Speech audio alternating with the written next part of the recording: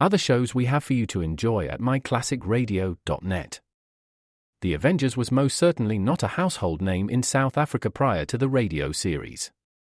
With no national television service until 1976, the mechanism simply was not present in the country to show television programs to mass audiences. While many other countries reveled in the filmed adventures of John Steed and company, South Africa was not equipped to join in the fun. The series took Britain by storm and made a major impression in the American markets, being that greatest of rarities, a British series given a network transmission slot. However, as a filmed series, rather than a videotaped one, The Avengers was able to gain a modicum of exposure in South Africa through film rentals. Come and listen at myclassicradio.net. Crime does not pay.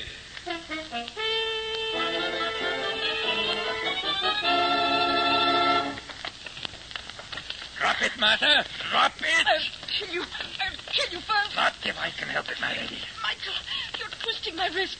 The gun's against my chest. Isn't it? And my finger's over yours. On the trigger. Michael, I didn't mean it. Don't. Perhaps you didn't mean it, my lady. But I did.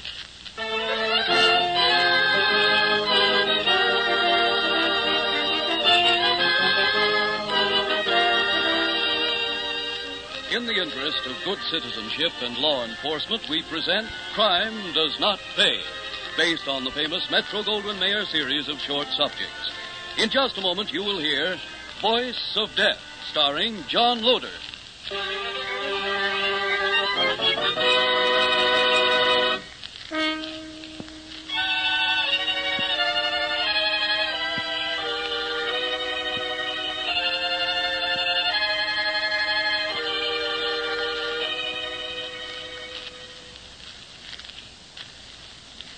Now, Crime Does Not Pay, starring John Loder as Michael Watkins in Voice of Death.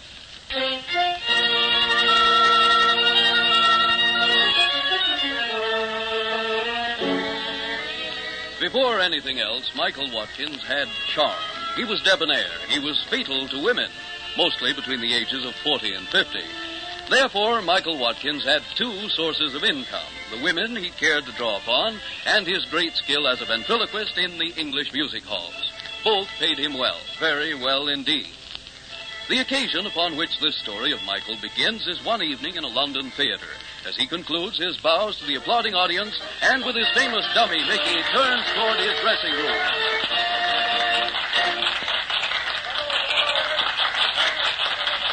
Well, Mickey, we did it once again, didn't we? Thanks for the wee, Mike. Thanks very much. Michael, darling, you were marvelous. Say, Mike, she's here again. Mickey, is that the way to talk about the love of our life? Never mind the our life. Yours, not mine. Michael, will you stop talking to that wicked doll and pay some attention to me? Martha, my dear, it's long past Mickey's bedtime. He really doesn't know what he's saying. When once he's where he belongs, you'll have all my attention, dear, as always. I will not share you with anyone. Now, hurry, darling. Take off that silly makeup so you'll look like my Michael. Hurry now. You heard the lady, Mike. Why stand there? I'm on my way, son, on my way. 10 minutes at the longest, Martha.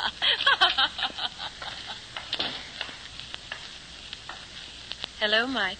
Mike, we're set upon from all sides. Do I hear any complaints? Now leave me alone with the lady. Into your box.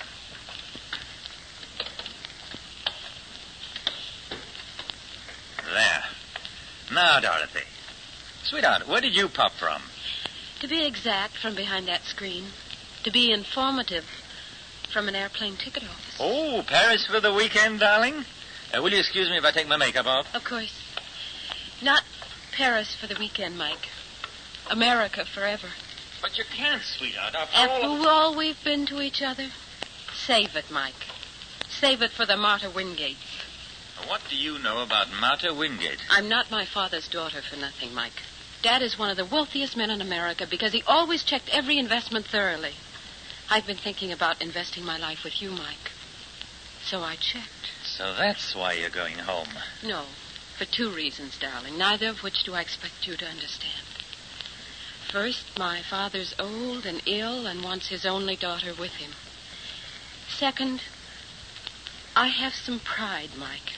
enough pride to say to you, if you love me as you've said, you'll follow me. But I can't. My career. Mickey will find another voice for himself if you really want me.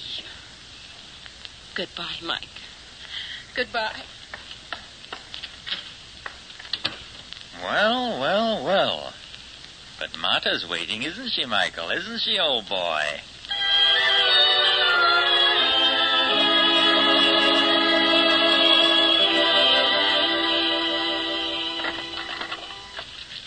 Here, Michael, darling. Read this. I, Marta Wingate, being of sound mind, and so on, leave all my real and personal property, with certain exceptions hereinafter described, to Michael Watkins, for whose love and kindness to me at a time when I most needed them. Marta, you haven't cut off your family for me. I have no family. No one. The exceptions are my servants and a charity or two. What if I told you, my dear Marta, that I've been playing for bigger stakes than this? I don't understand, Michael. What more can I give to you? I have no intention of marrying you, my dear. But I needed wherewithal to put me in a position to lay hands on more money and power than you ever dreamed of. How? By marrying that American? Leave it to a woman's instinct. Think of it, Marta. Not only tremendous wealth and the power that goes with it, but youth and beauty as well. Two assets which I'm afraid you do not possess any longer. I don't believe my ears. I don't. I can't. Here on the desk, the letters you wrote. I tied them with ribbon. I believed them. Did you really, or did you only want to believe them? Isn't it possible, my dear Marta, that all along you knew the ending might be like this? That is why you kept your little pistol there with my letters? Yes, the pistol there, I knew. I suppose I knew. It's why you're very right, Michael. But I think you made one mistake. One mistake. You expect me to use the pistol on myself, not on you. Marta, I'm going to take that gun away from you. No, Michael, don't move. Don't move. Drop it, Marta, drop it. I'll kill you first. Let's see if I can help it, my lady. Michael, twisting my wrist. The gun's against my chest. Isn't it? And my finger's over yours, on the trigger. Michael, I didn't mean it. Don't. Perhaps you didn't mean it, my lady, but I did.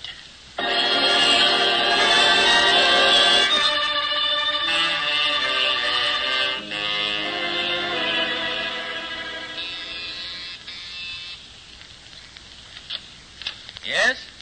Oh, Mr. Michael Watkins. Yes. My credentials. I see. Scotland Yard, Sergeant White. Come in, Sergeant. Oh, thank you, sir. May I say I've been expecting you? Oh, have you indeed, Mr. Watkins? Yes. When I was informed of poor Marta's way out and the gesture of her will, the papers were rather descriptive, and my letters near the body and all that, well, I rather expected that you fellows wouldn't close the case without seeing me. What can I do for you, Sergeant? Did you expect Mrs. Wingate to take her own life, Mr. Watkins? As a matter of fact, I thought her many threats were jealous hysteria. Oh, I see. And she had reason to be jealous? Oh, I warned her often that there might be a younger woman one day. She refused the inevitable when it came. Well, you were honest, at any rate. I try to be, always. Is there any reason for any other verdict than suicide, Sergeant? If so, I offer any help I can give to track down the killer. Oh, no. Nothing, Mr. Watkins. Just the small fact that the wound... Well, it struck me that Mrs. Wingate's wrist must have been bent at a very sharp angle to permit the bullet to enter where it did. You don't miss very much, do you, Sergeant? However, the medical examiner assures me that it could have been done. You seem quite prepared to accept the limelight as the cause of Mrs. Wingate's self-destruction. Well, now, do I have any choice? Apparently, no. Well, Mr. Watkins, I wanted to meet you, and having seen you, if you'll excuse me now... Naturally. Anything I can do, just call on me. Oh, we shall. As a matter of fact, my superiors have given me leave to request that you remain within reach until further notice. Good day, Mr. Watkins. Apparently no time to lose.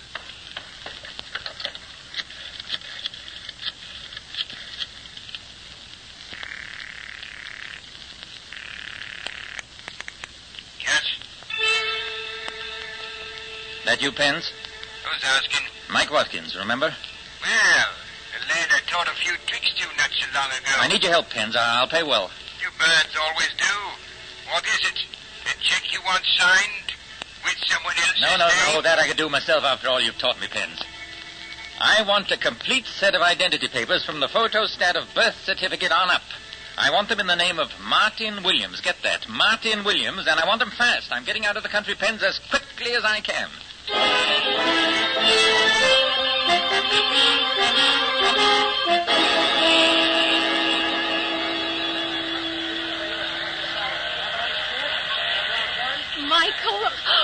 Michael, you did follow me. Darling, the name's not Michael, it's Martin. Martin Williams. That's the one thing I don't understand.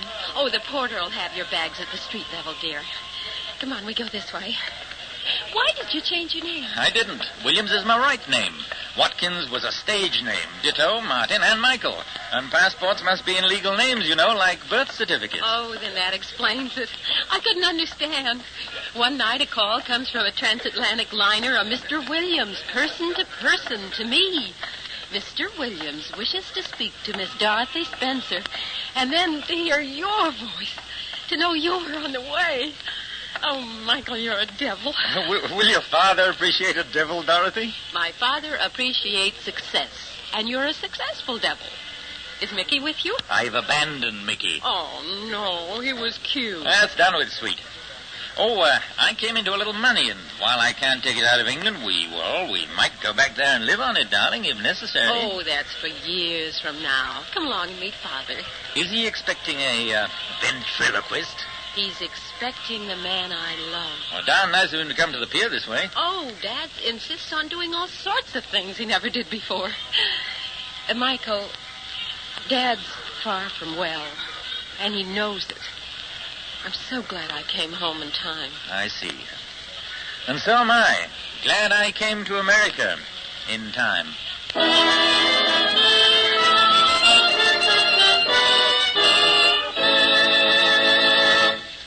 In just a moment, Crime Does Not Pay will continue with Voice of Death.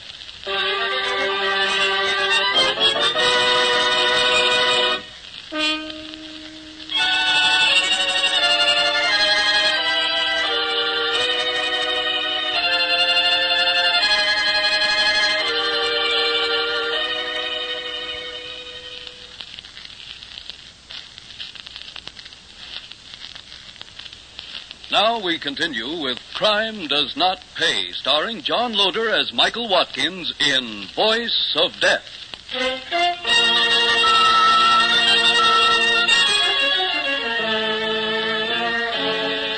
A new country meant just one thing to Michael Watkins, a new field to conquer with his one great weapon, his charm. But Michael was wise. He limited this new field, at least for the moment, to Dorothy Spencer and her father. True, the music hall ventriloquist, Michael Watkins, was gone, and his passport named him Martin Williams. But Dorothy insisted that he accept Mike as a nickname, and Mike he became, not only to Dorothy, but to her father as well. The months went by. Mike was a permanent fixture in the Spencer household. You want me, sir? Yes, Mike. I want to talk to you. How long have you been in America now? 4 months and 10 days, Mr. Spencer. Ah, yes. You've been my confidential secretary. All that time but 3 weeks. And I deeply appreciate your confidence, Mr. Spencer, if I may say so. All right. You've said it. Unnecessary, my boy. I couldn't give you my confidence. I certainly couldn't let you have my daughter. That's what I want to talk to you about while Dorothy isn't in the house. I'm listening, sir. Dorothy is going to be a very rich girl. Extremely so. I'm glad she set her heart on someone who will help her afterwards. You can count on me, Mr. Spencer. I'll haunt you if I find I can't, Mike. And like mine. You never know when the haunting may begin. Of course, Dorothy isn't getting everything. In fact, only about 1/3. I see. Even that will give her more than most. The other 2/3 after taxes is going toward the foundation of a new university. Now, when a man has no son, he wants his name perpetuated in some way. You understand, I'm sure. Yes, sir. I understand. I wanted you to know this. I don't believe in surprises. That's all, son. I think I'll take that nap now. Yes, sir. Rest well. 1/3. Only 1/3. We'll see about that. My darling, I just got in. Is anything wrong? No, of course not. Well, you look as if you'd been struck by lightning. Nothing as drastic as that, darling. Then tell me what. I'd rather not yet. Everything will be all right. I'll see to that.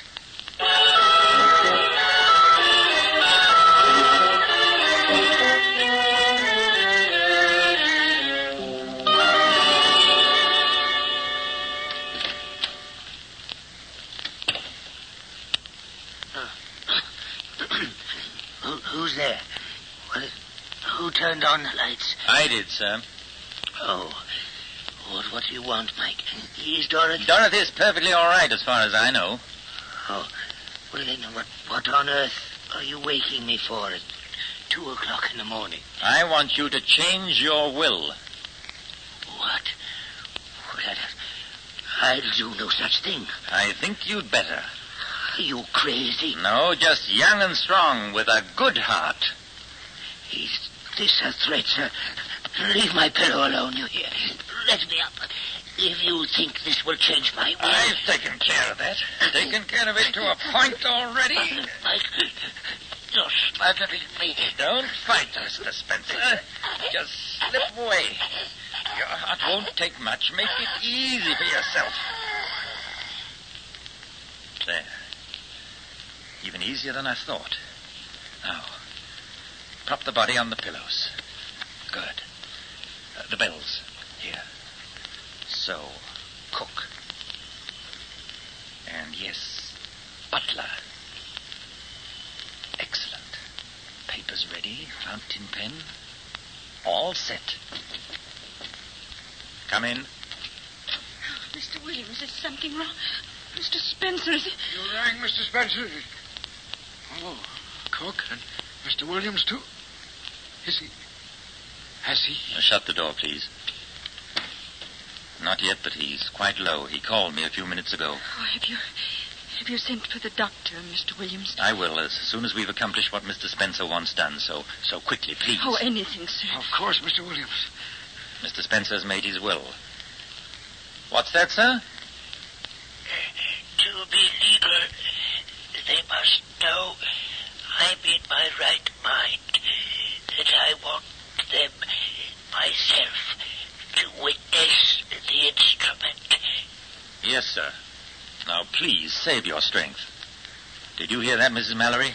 Oh, yes, I heard. I heard. And you too, Davis? Yes, sir. He spoke quite clearly. Now, here's the pen. Mr. Spencer signed it while he still had the strength. You know his handwriting. Just there. And there. Now I'll call the doctor.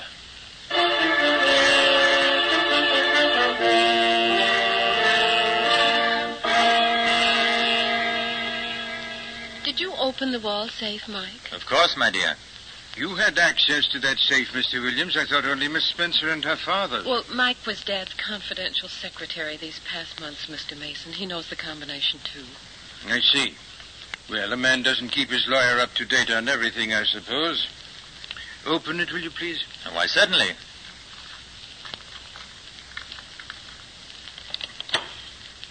There you are, Mr. Mason.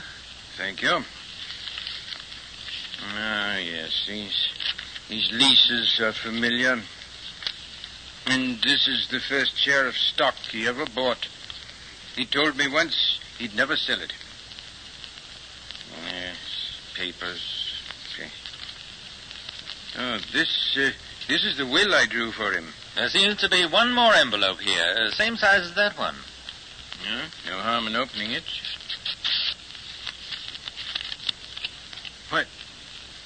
Why, this is another will. Another one? Yes, of a later date. Here, let me see.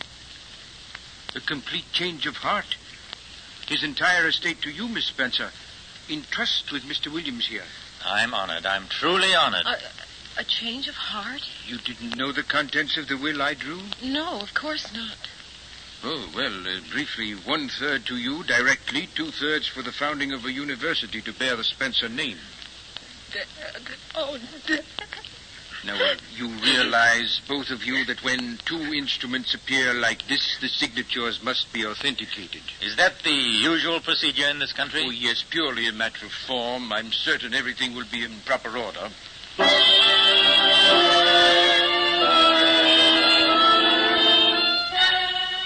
Miss Spencer, I asked you here to my office in strictest confidence. You sound as if something terrible were happening. On your honor, on your father's name, not a word beyond this room. Oh, of course not. The second will. The signature was far too perfect. It's definitely a tracing. Analysis reveals the faint carbon lines of the tracing.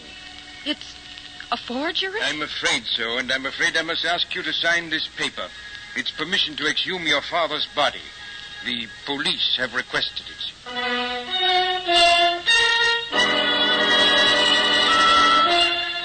There it is, Mr. Mason. Medical examiner's report. Evidence of possible suffocation. Death definitely not from heart failure, as certificate presumed. But this is incredible, Lieutenant. It's simply incredible. Not to us, Counselor. Not with a motive as strong as that forged will. But surely you don't suspect Miss Spencer? Oh, definitely not. But we've been doing some checking, sir, including several telephone conversations with the Criminal Investigation Division of the London Police. Scotland Yard? Exactly. I wonder, Mr. Mason, if you could arrange a meeting between Miss Spencer and myself.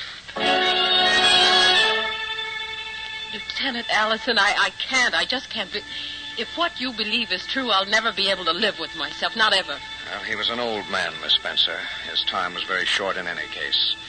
And there is such a thing as justice. You said Cook's story puzzles you. About Dad speaking to her the night he died. It does. Mike was a ventriloquist in England. Well, that fits. It fits everything. Miss Spencer, will you go along with our plan? Yes, oh yes, only quickly, or I shall do something terrible myself.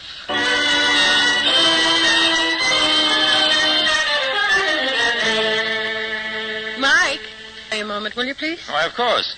Oh, something about the will? Yes, Michael, about the will. I think you know Mr. Mason and Mrs. Mallory Davis, and this is Lieutenant Allison. Homicide. How do you do? Mr. Williams, Lieutenant Allison has a few questions. Why, certainly, Lieutenant. Anything at all.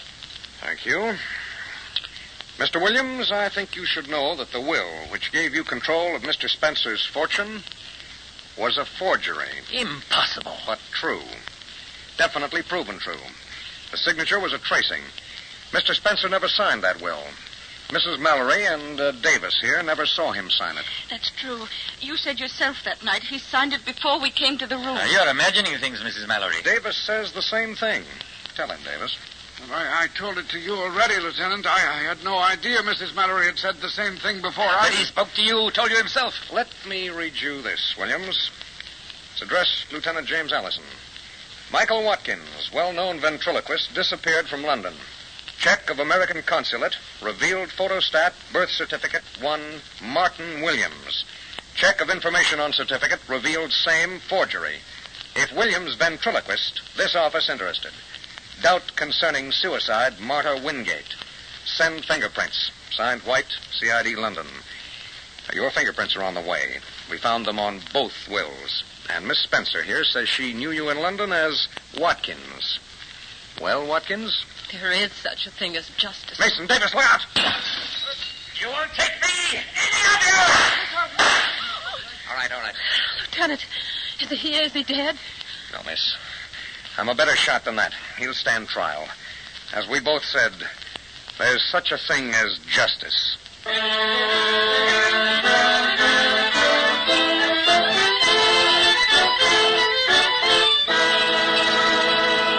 Crime does not pay.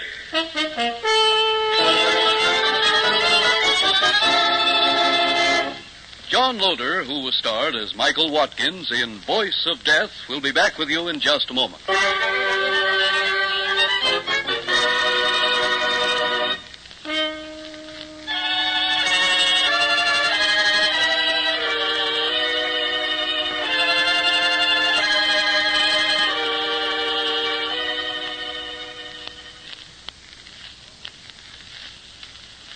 Now, here in person is John Loder. Obviously, there was nothing about Michael Watkins that might be counted excusable or even as a saving grace. This man was evil, preying as he did upon weaker members of the so-called weaker sex and upon those who could not defend themselves. But there was an end and a retribution for Michael Watkins in this story, and as a punishment for every one of his ilk in real life. Watkins made one mistake, and that was enough. Our prisons and death houses are filled with people who made mistakes. But the greatest mistake of all is made when the person contemplating criminal action forgets or fails to realize that crime does not pay. Thank you, Mr. Loder.